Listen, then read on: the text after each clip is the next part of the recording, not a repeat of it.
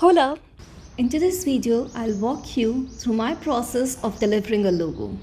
In case you haven't seen my previous videos about how I create a logo for a client, then feel free to go ahead and check out the links that are visible on your screen right now. Now we know what logo we have. Now it's time to deliver the same to the client.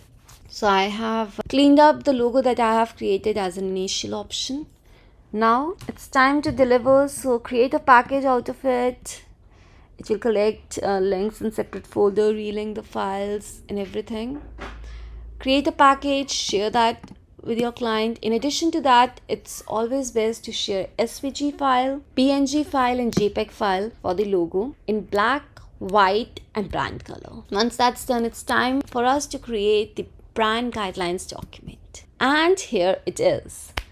So it says 2024 brand guidelines. Give your brand guidelines document a catchy cover because that's going to make you look professional. For next, add the logo in the first place. In addition to adding the logo, also add the idea that you have used to build that logo, because this branding document is going to stay with them for years. And whosoever sees it, they will get an understanding about the thought process that have gone behind creating a logo identity for them, and it will help them getting on board with the brand easily and quickly. Next up, give them icon and alternate logo options.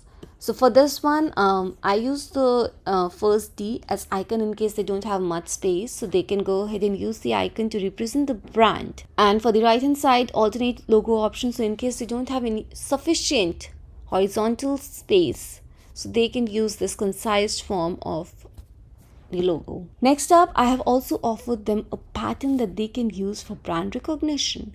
So arrow is the strong element that we are using in the logo and showing progress. So in case they want to use this pattern, they can use it. Then logo and brand identity guidelines. Now we have to tell them how they can use their logo. And for this one, I have specifically mentioned that they need to give at least 25 pixel spacing around the logo wherever it has been used. Now logo usage for different classes. They have specifically mentioned that the logo comprises of all the classes that they are covering. And this is what we are highlighting in our logo. And in case they want to print a shirt or any merchandise for their brand, they can use this particular logo representation for the classes that they are printing the merchandise for. For 9th class, they can go ahead with this one. And this way, they can also highlight like which batch the student belongs to. So this is a very interesting concept that they have explored on their own, and I have helped them visualize. Again, alternate logo usage. Next up, what font are we going to use? For that one, I have suggested them Helvetica and the primary font color and de-highlight font color. It is very important to tell them about these two colors because they are going to establish an online identity for their brand as well, right? And for online, it's recommended not to use the stark black font on your website because black and white creates high contrast and it would be very difficult to retain the audience with that contrast for a longer time on your website. That is why we should be using like not pure black, but a different shade of black so that it doesn't create so much contrast and the reading becomes enjoyable and easy. So that is why I have told them what primary font color they should be using for the online usage. And de-highlight color, of course, they should be knowing like how to de-highlight things. Next up, brand colors. The shades are still WIP. I haven't updated these for now, but for the base, we'll be using blue as the primary color because as you remember in their logo kit, they have mentioned that they have an inclination towards blue and white for their visual identity. So here we have blue, and then we have a shade of sky for their accent color, and for their website or any online presence, they can use a gradient option for call to action buttons to make it stand out, which is a combination of primary and accent color. In addition, they have shades of primary color in case they want to use somewhere in their brand at a later stage. So I'm just giving them options for now. But for starters, they can play around with the primary, accent and call to action color options that we have offered them.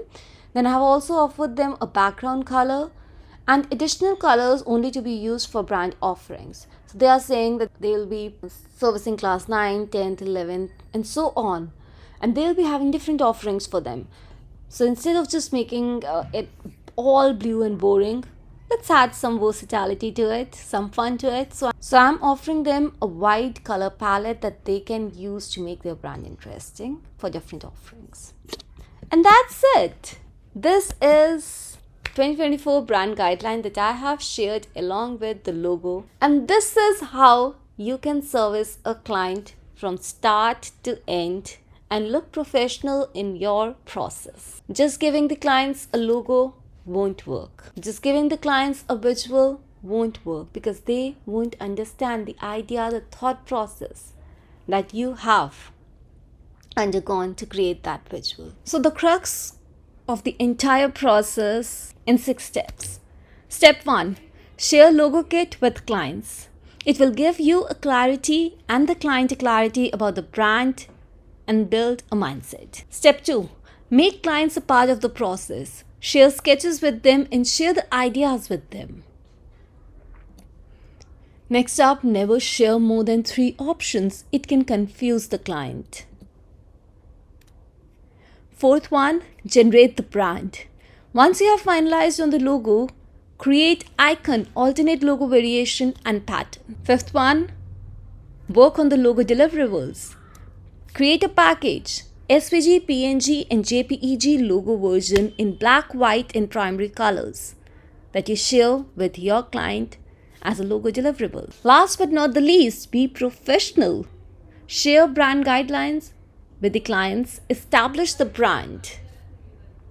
I hope you like the video. Feel free to like, share and subscribe for more interesting content. Until then, hasta la vista, chiro.